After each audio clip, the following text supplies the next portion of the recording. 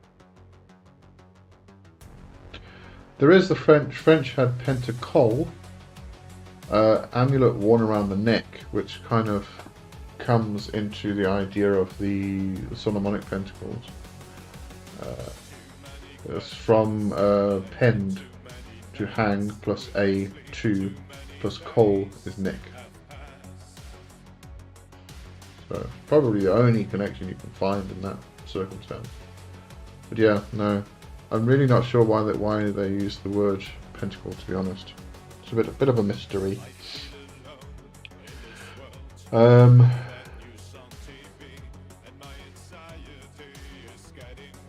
Uriel, my spelling might be off. Regarding Kandari, there was Kandari with an H, but again, it's not.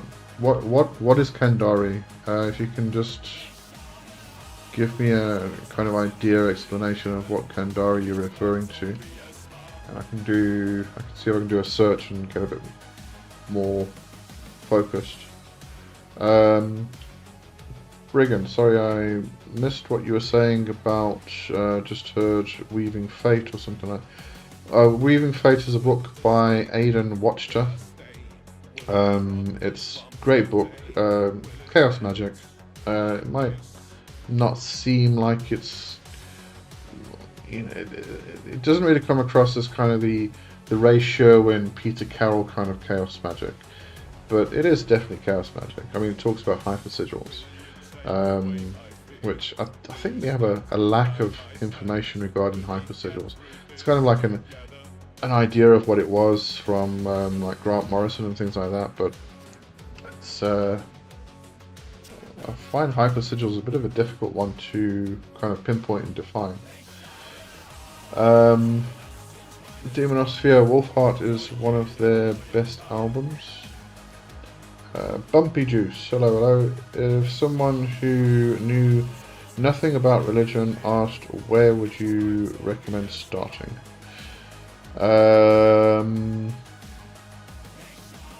That's a very broad, big question. And usually if you mention the word religion in kind of magical circles, witchcraft circles, you usually get told that you are, we're not religious, we're spiritual.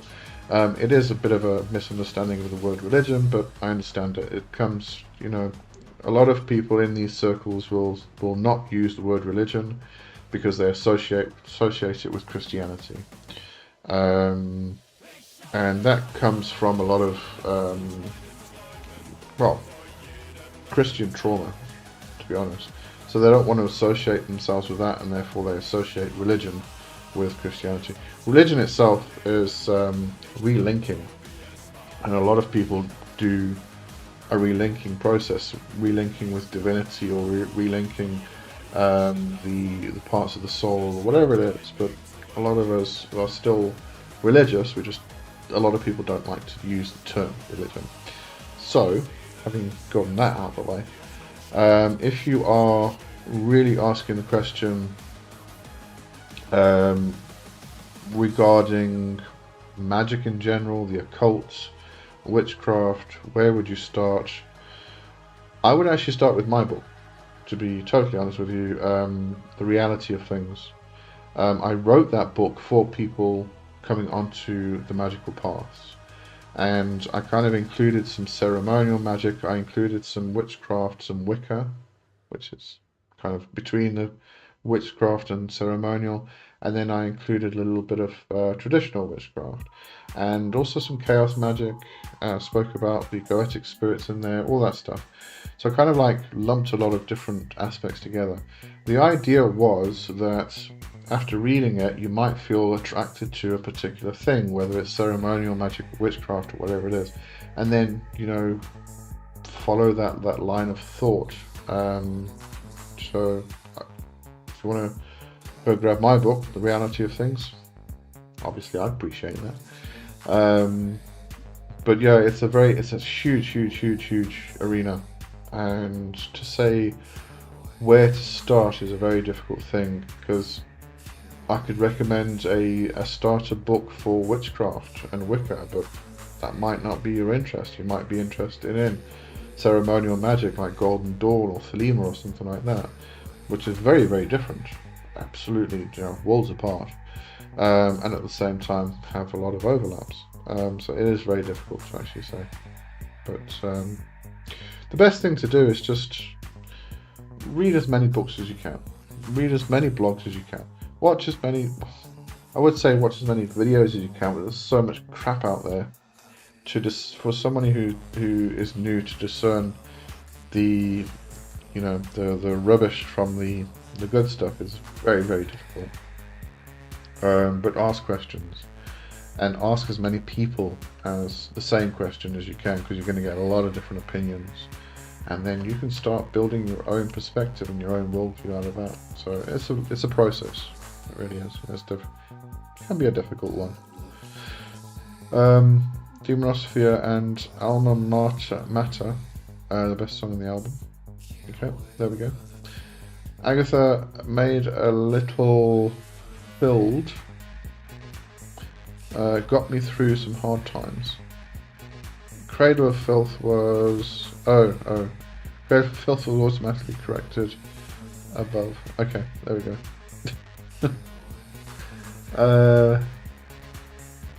Yeah, autocorrect's quite fun sometimes. Demonosphere, penta, penti in Greek. There you go. Yep. Agatha, what is the connection between the Goetic demon systems and Solomonic pentacle magic? There's no connection. No connection. Just that it was all put into one big grimoire. So you've got the lesser keys and the greater keys, which all form the Clavicula Solomonis, and the Ars Goetia is one of 5 books within the Lemegaton, or the lesser keys, whereas the I'm trying to think, there's 3 books I think in the greater keys.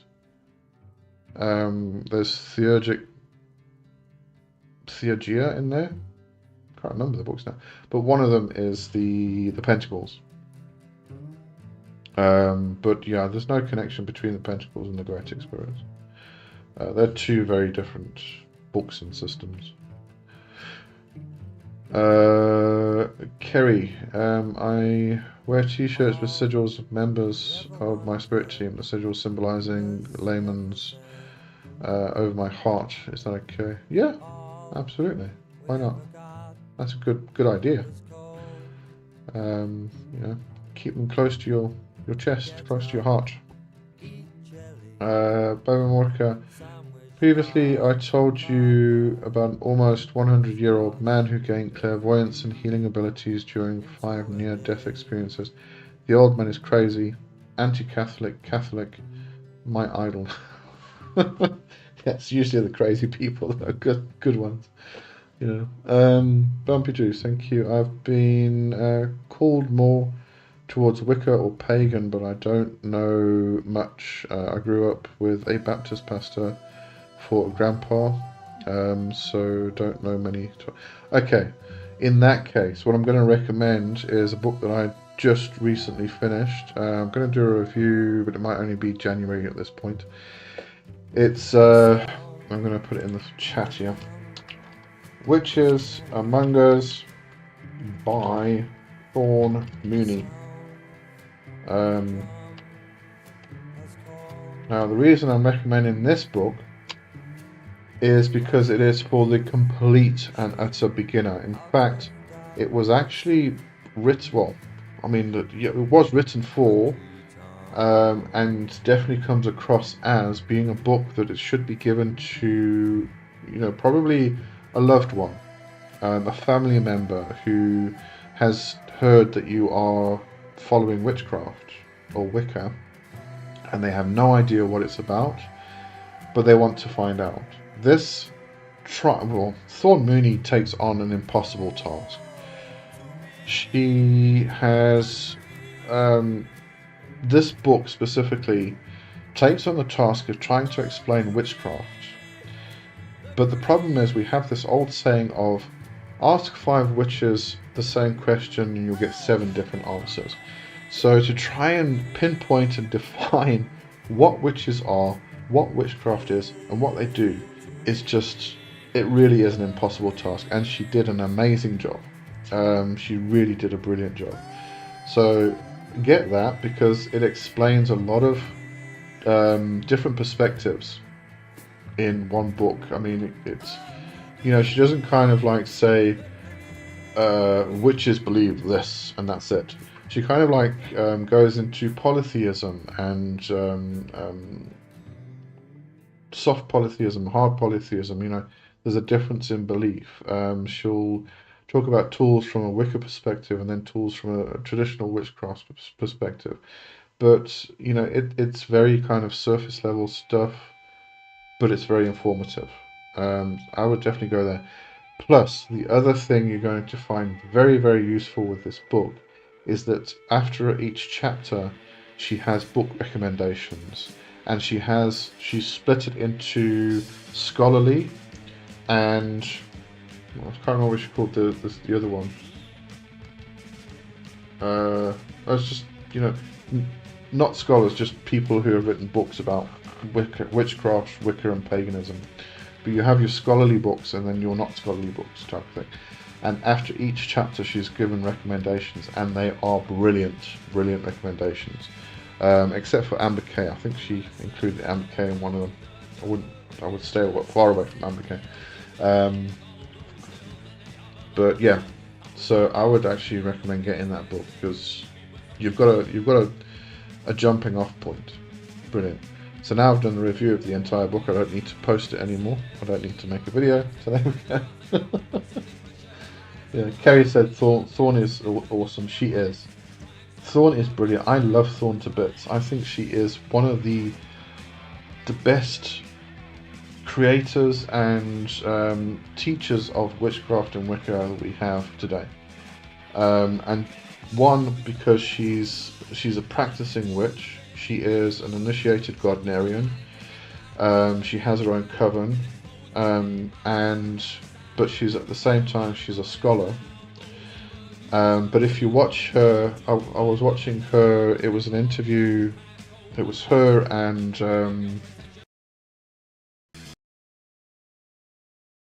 Justin Sledge. He was on his channel. And she's just got such a brilliant sense of humour. She's amazing. She really is, but she really knows her stuff. Bumpy, thank you, appreciate that. Absolute pleasure. Alright, Ivan. Listen to your heart and the path will open up to you. Try and try again until the spirits present themselves to you. It should be a slow and natural process. Your heart will know. Yeah. The Toltecs or Castaneda called it the path with heart, and you find that a lot actually goes into Buddhism as well. They talk about the I don't think they call it the path with heart, but it's something similar. Yeah. Right, I'm going to start bringing this to an end. My hot chocolate is really cold, still tastes good though. I've got a big cup. See my big cup? Yeah, there's more hot chocolate in it. Right, I'm going to start bringing today to an end, because I've been rambling on for 2 hours.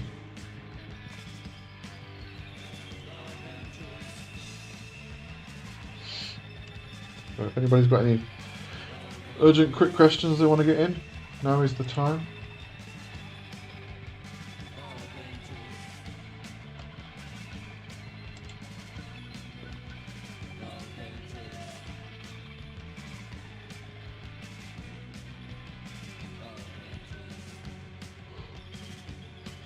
Ivan, thank you, Lee. Have an awesome. Yes, you too. Thanks for joining.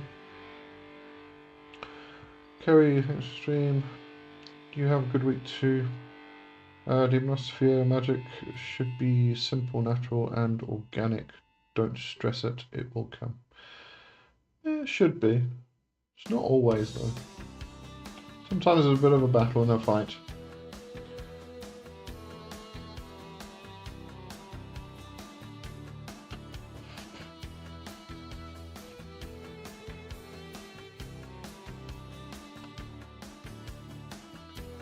Oh look, YouTube's telling me that Detected audio in your stream belonging to someone else. Yes, I know.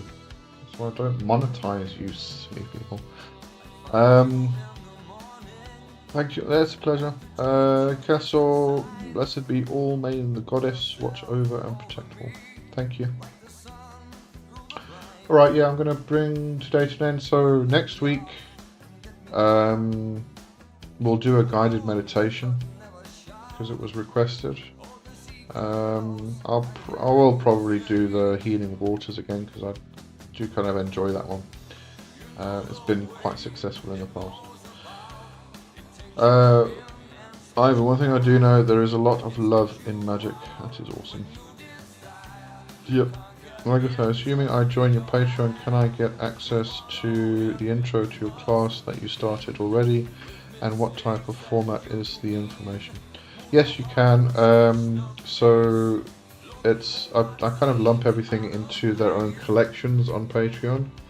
So you just have to get the Solomonic Pentacles collection, and you can go back to the previous 2 videos. It's all in video format. The pentacles themselves, apart from the video, I'm also putting the pentacles, because what I'm doing is I'm taking the Hebrew and changing it into Paleo Hebrew because I prefer the format. When I do my pentacles, that's the writing, the what's it called? Writing, language, written, whatever, letters that I use. So I'm kind of, I'll post a picture of the original, well, from the Mathers version, and then I'll give you the Paleo Hebrew version that I use as images in the post itself, so you can grab those. But yeah, it's in video format. Yeah, there you go. Alright, that's it for this week then. I'll see you guys next week. Thank you for joining, and have a good one. Have a good week. Kerry Lee, you're studying the Hebrew letters? No, I'm not really studying them. It's the Pentacles have Hebrew. You know, it taps into various different energies within Hebrew mysticism and Jewish magic. Names of God, angelic names, and all those things that you kind of like activate, and activates the Pentacles. But no, it's not really. I'm not really studying the Hebrew letters. It's easier to write Paleo Hebrew than it is to write actual Hebrew letters. I prefer.